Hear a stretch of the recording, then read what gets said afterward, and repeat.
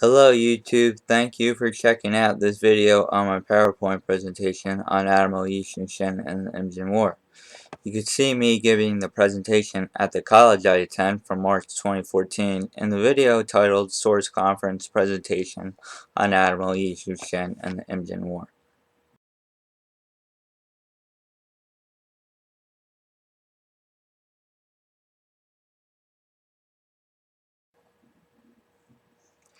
The Imjin War, otherwise known as the Japanese invasion of Korea, was an East Asian war that lasted from 1592 to 1598. It involved Chosun Korea, Ming China, and Japan. It was the only invasion by the samurai, and it was both fought on land and sea. A Korean admiral named Yi Soon-shin affected the course of the war more than anyone. The perpetrator of the war was this man, Toyotomi Hideyoshi. He was born in 1536 and died in 1598. Before the Imjin War, he unified Japan. After he unified Japan, he had an ambition to conquer Ming China and Chosun Korea, and he chose his best samurai to lead the invasion.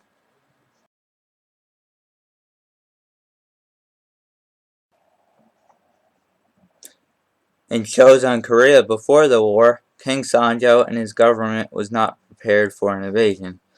There was a breakdown of law and order and military discipline.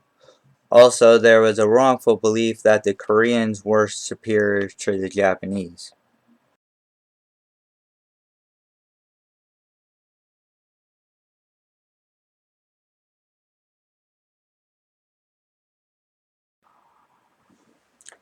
The great Admiral Yi Soon-shin, one of my favorite military commanders, was born in 1545 and died during the Battle of Noryang on December 16, 1598. He is one of Korea's greatest military heroes who was appointed commander of the Left Chala Navy in 1591. After he was appointed commander of the Left Chala Navy, Yi strengthened the Navy and improved discipline and also prepared the Navy for a Japanese invasion.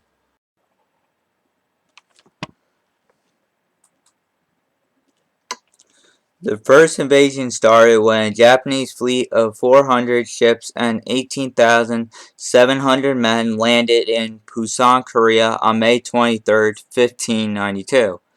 The entire Japanese invading force was 158,000 strong. Busan fell quickly, and the invaders quickly moved inland because they greatly outnumbered the Koreans, among other reasons.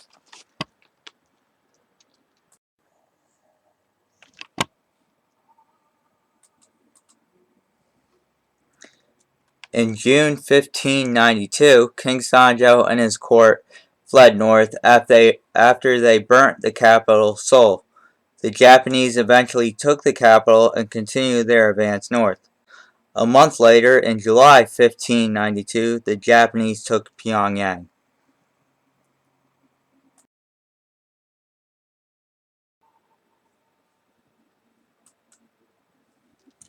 Meanwhile, on the high seas, Admiral Yi Soon-shin came to the rescue in the first naval battle, the Battle of Okpo, in June 1592. The Chosunese fleet won the decisive battle, sinking 26 Japanese ships.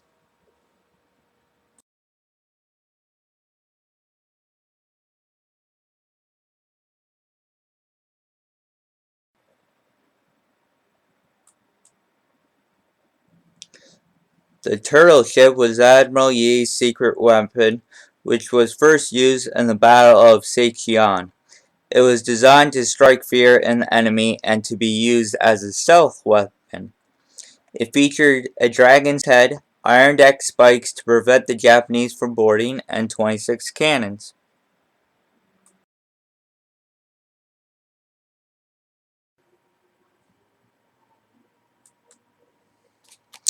The second naval battle of the war was the Battle of Seicheon, which took place in July 1592. Admiral Yi's tactics and the use of the turtle ship put a heavy toll on the Japanese fleet. Every single Japanese ship was sunk. Admiral Yi was injured from a sniper, but the injury was not life-threatening. Admiral Yi's victories at Akpo and Seicheon caused concern for the Japanese. A lot of Japanese ships were sunk, but there weren't any losses in the Chosenese fleet. Also, due to Yi's victories, supply lines to the Japanese land forces were in jeopardy. Back in Japan, Toyotomi Hideyoshi was determined to bring the war back under his control. To do that, he ordered his land commanders to seek out and destroy the Chosenese fleet.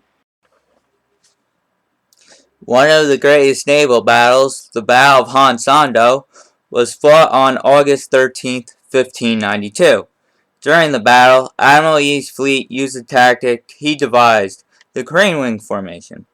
The ships in Admiral Yi's fleet aligned in a U-shape surrounding the advancing Japanese fleet and defeated the Japanese once again.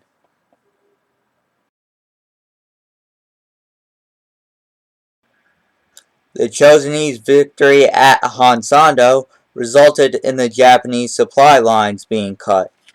Since the supply lines were cut, the Japanese could not send more troops and the land forces could not advance further north. Also, Toyotomi's dream of conquering both Chosun Korea and Ming China would be an uphill battle from that point on.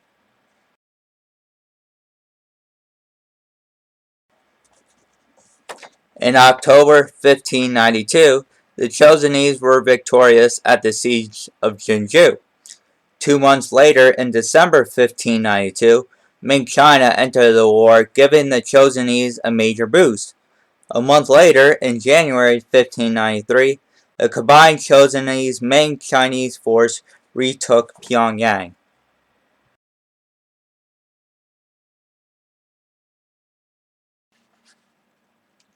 Another big land battle of the war was the Battle of Hanju. An early rocket launcher, which you can see on the right hand side of the slide, called a Hwacha, was used with devastating effects. The Japanese suffered 10,000 casualties during the battle and pulled back.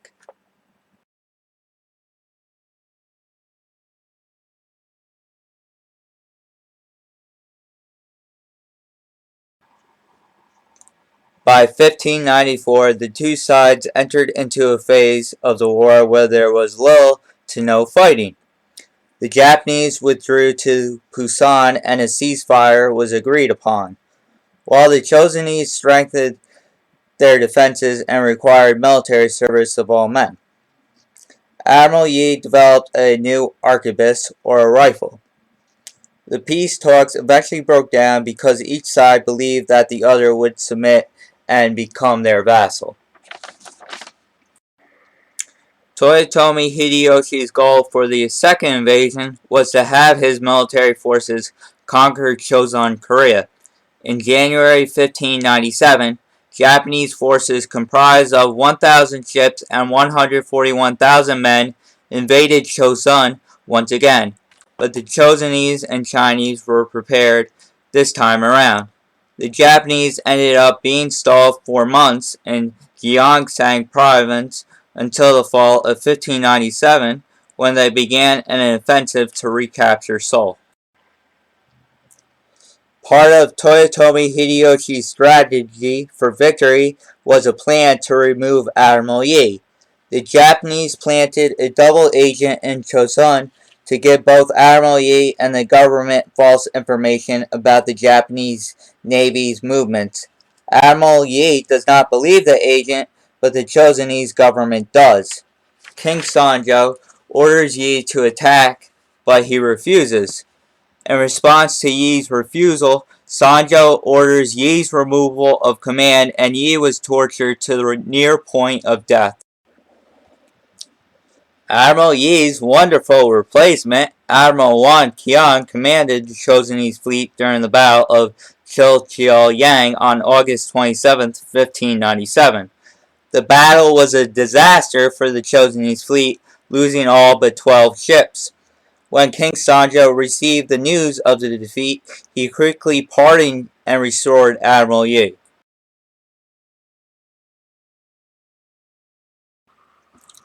Almost 2 months later, on October 25th, with 13 ships, Admiral Yi commanded his fleet against a Japanese fleet of 300 ships in one of the greatest naval battles in history, the Battle of Menyang. I failed to mention earlier, before the battle, the Japanese received orders to destroy Yi's fleet, while Admiral Yi devised a plan to lure the Japanese fleet into the Menyang Strait. Admiral Yi's fleet won the battle. As a result of Admiral Yi's amazing victory at Menyang, the Japanese were forced to stop their advance on the capital, Seoul. In January 1598, the Japanese were victorious in the siege of Ulsan, but they were unable to advance further. Also in 1598, a stalemate started and lasted 8 months. Also, Ming China sent 33,000 men and 500 warships as reinforcements to Chosun. Lastly, in September 1598, Toyotomi Hideyoshi, who, unable to send supplies to his troops on his deathbed, ordered all Japanese forces to return to Japan and died shortly thereafter. Then, on December 16, 1598, Admiral Yi led his fleet in the final battle of the war, the Battle of Noryang. Admiral Yi, who was unaware of the Japanese forces pulling out, engaged and defeated a Japanese fleet of 500 ships. Unfortunately, during the battle, Admiral Yi was struck by a Japanese sniper and died.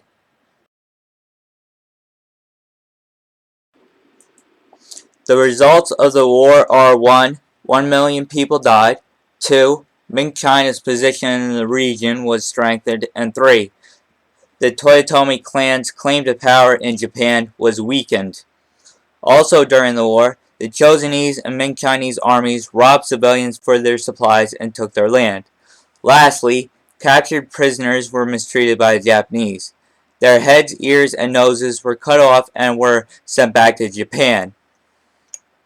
The heads, ears, and noses were buried below the monument that you see on the right hand side of the slide. The monument is called the Mound of Ears, and it is located in Kyoto, Japan.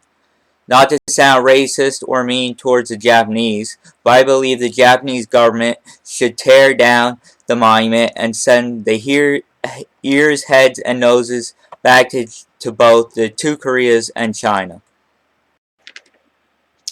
Lasting animosity between the two Koreas and Japan from the Imjin War continues to this day.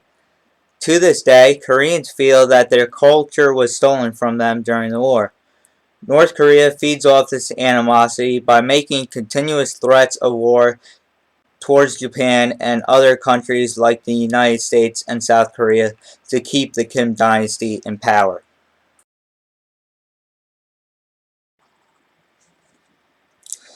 Admiral Yi's legacy lives on to this day in South Korea. After his death, shrines and monuments to him were constructed throughout Chosun. Also after his death, the Chosunese court gave him the posthumous title of Minister of the Right. Largely because of Admiral Yi's heroic efforts, Korea remained a free nation and would not be occupied by Japan for nearly 3 centuries.